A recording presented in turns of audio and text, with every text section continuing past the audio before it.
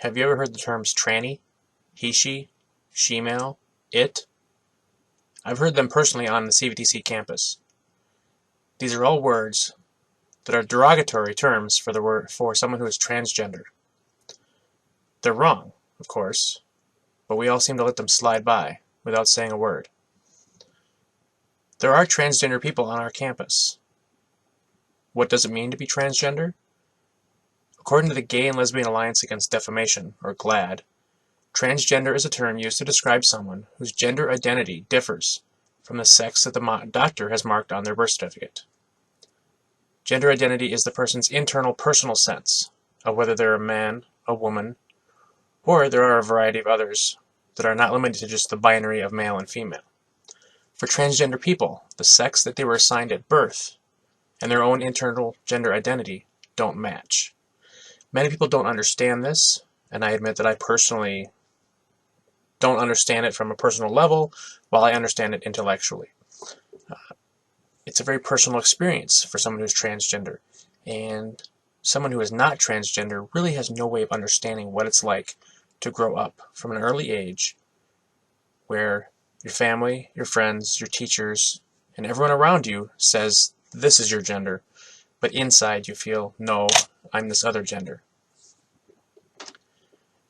How many people are transgender in the United States? According to Gary Gates at the University of California Law School at the Williams Institute, there are nearly 700,000 people in the United States alone who are transgender.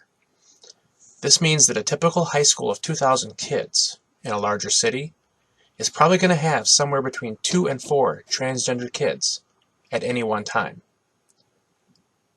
That number is according to Dr. Norman Spack at the Gender Management Clinic at Boston Children's Hospital.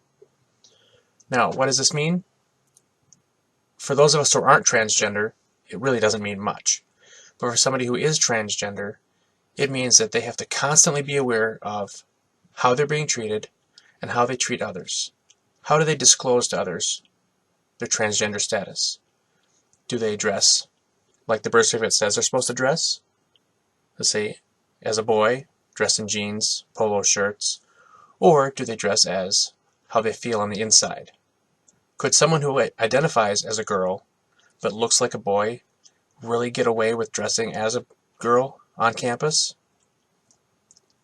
without being ridiculed, without being teased, harassed, sent to the principal's office? It's very difficult for these people. The other issue is it's very difficult to tell if somebody's transgender or not unless they tell you. Many transgender people are taking hormones, which is part of a preoperative status to transition to the sex that they feel they are. But many do not. Many feel they're comfortable in their bodies as they are. They just feel they are of the opposite gender, so they don't go through the surgery. They don't take the hormones. On the CVTC campus, I have personally met several transgender people. And as part of the Pride Alliance over the last few years, I've had a hand in trying to accommodate transgender people on campus. One thing I asked of our audience is, do you know of any transgender or gender-neutral bathrooms on campus? One person responded saying that as far as they were aware, there was no transgender bathroom or gender-neutral bathroom on campus. And that's false. The Pride Alliance was instrumental in getting a transgender bathroom designated. It is in the basement, unfortunately. So again, at some point, somebody's going to feel like, well, why do I have to go all the way down to the basement just to use the bathroom? Whereas, if it was a truly open campus, they could go in whatever bathroom they felt necessary to. At this point, they may or may not do that. We don't know because often it is difficult to determine who is and who is not transgender. It's important for us to take a step back, no matter what our personal feelings are, and just for a minute, try to imagine what it's like to be transgender. What it's like to wonder, should I go into this bathroom or that bathroom? When I go to a restaurant, which bathroom should I use? When I go to a doctor, should I disclose to them, I would like to see a female doctor because I don't feel comfortable having a male doctor, or vice versa? There's so many options and so many problems that these people have, not because they are transgender, but because of society's reaction to them being transgender. We need to learn how to accommodate people, no matter who they are.